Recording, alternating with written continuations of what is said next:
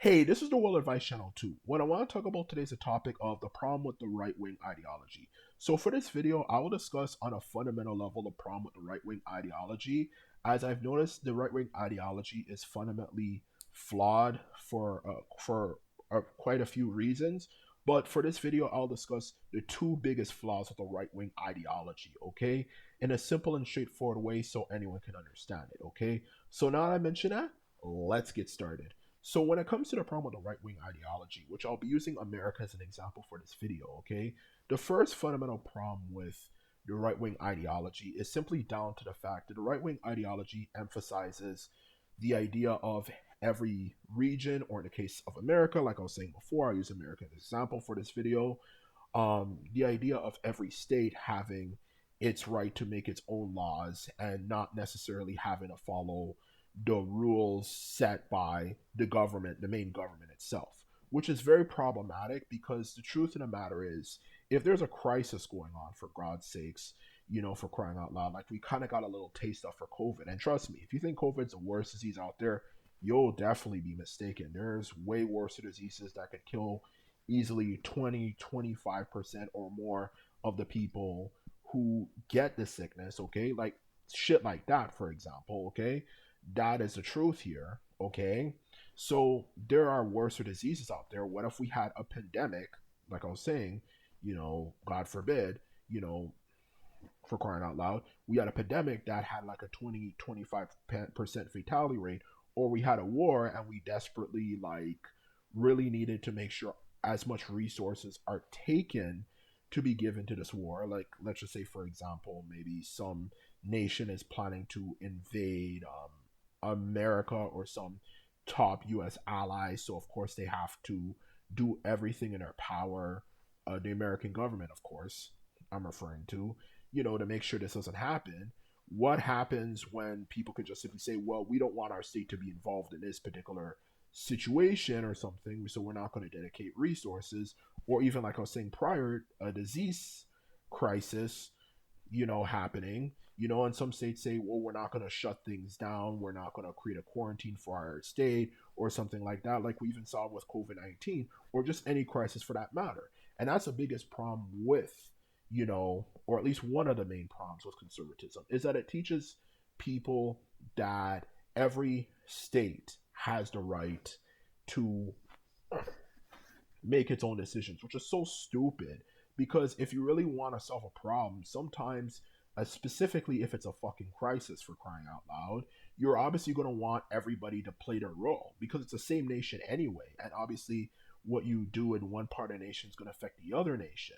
Okay? So the truth of the matter is, you obviously want everyone to play a role because everyone, of course, if they're from the same nation, knows family members who live in one place or the other, at least for the most part, most people at least. So you want to make sure that, obviously, of course, when you're having people, like in a case of an emergency like that, like let's just say a disease, you want to make sure you can prevent everyone just from going every and anywhere and stuff. And aside from that, the main point is that it just makes things much more easier because, when you have a unanimous rule being put in place, it makes sure you can solve the situation. Just like as I said before, if you have a disease spreading, diseases don't care about things like human beings do.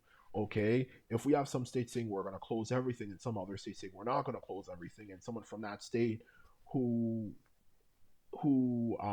obviously hasn't been taking the right precautions and is from a state in general that hasn't shut things down, then goes to a state that obviously has everything locked down some way somehow, then he can get a lot of the people in that state sick. And that's what I'm trying to say here, or for any situation for that matter. It makes, in general, to sum it up, regardless of whether it's disease, war, or even domestic issues like crime, um, healthcare issues, like the high cost of healthcare, whatever, it makes it a lot harder to solve an issue because the whole nation is not putting its effort into resolving the whole freaking thing, which is so stupid.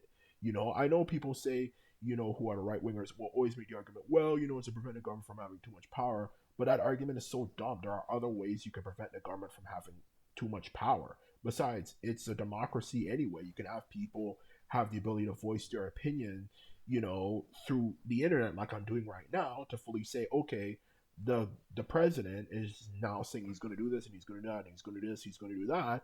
Okay, we need to speak up against this particular thing, because if we don't speak up against this particular thing, for crying out loud, we're going to have more and more of our rights be taken away, and we might actually become um, an oppressed nation that's under the rule of a dictator, which obviously no one really wants.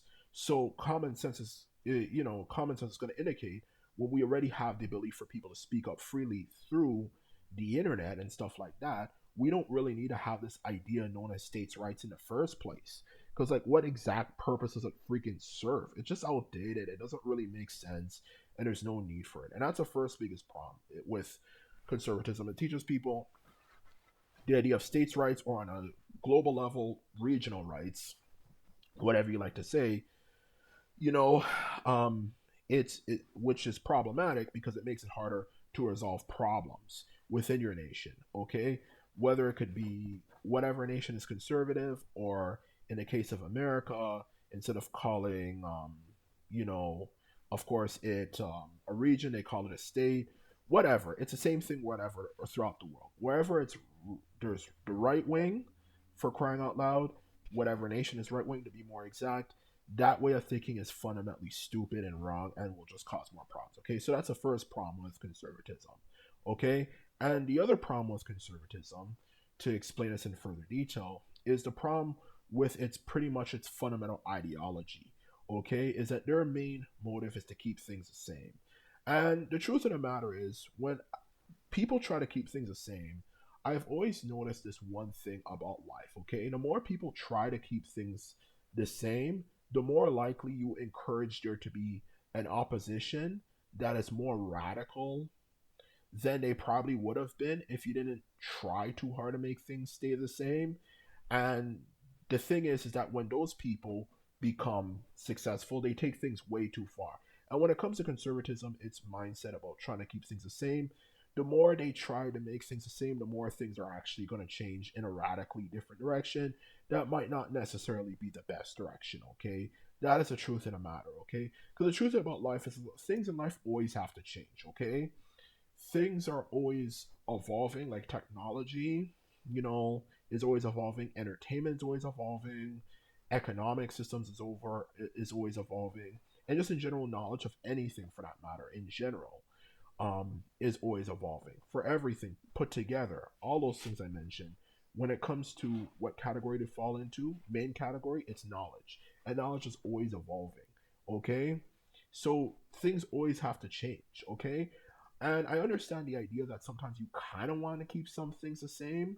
But the truth of the matter is, with conservatism, with their approach and the way they do things, and even when you look at the history of America, using America as an example, as I said I was going to do for the video, the more you try to make things change, the more they try too hard to just prevent things from changing, which makes it more likely that actually it'll make people more likely to be rebellious and rebel against that. Okay, and that is a problem with conservatism, is that it just encourages people, oh, let's change everything, let's keep things the same, let's keep things the same, let's keep the things the same, let's keep things the same. That's exactly what conservatism is all about. But that way of thinking is very problematic because sometimes things have to change. Yes, some things you don't want to change, just like AI technology. Like, do we really need AI technology? Like, all the things that you can imagine that are created, whether it could be for labor, for example, labor-based skills, intellectual, like technological stuff, entertainment, all that type of stuff you can imagine your life. All that stuff easily, for that matter, is already produced at a decent enough rate. Okay, do we really need something that's going to speed up the process even more? All you need to do is come up with better techniques to make it faster for people to do it, which there are techniques, and I'll eventually get into a video explaining that. Okay, so yes, I understand some things you want to keep the same. Besides, what would a point of people be if we had AI technology? But the thing is that it's more than just that. It's just everything conservatism is stands for at a fundamental level is just keeping things the same. And that's why there's so much problems. That's why the infrastructure in places like America, specifically, of course, the South, doesn't really change. Technological ideas do not really happen. And not just that, a lot of things, even just straight up economically, don't change, or anything for that matter, okay? Because their fundamental platform ideology is let's keep things the same, which is problematic because overall things are always going to have to change. Okay, so that's a problem with the right wing, and I hope I explain it to you fully in this video. So what I'm trying to suggest here, of course, the main message to get from this video, is that when it comes to the right wing needs to change. Okay, it needs to change what it stands for because some of the ideas of what it stands for are fundamentally flawed in the first place. So that's what I'm trying to communicate because their ideology in itself can cause a lot of problems because there's a lot of fundamental flaws with it in the first place. And that is all to say, and I'm out.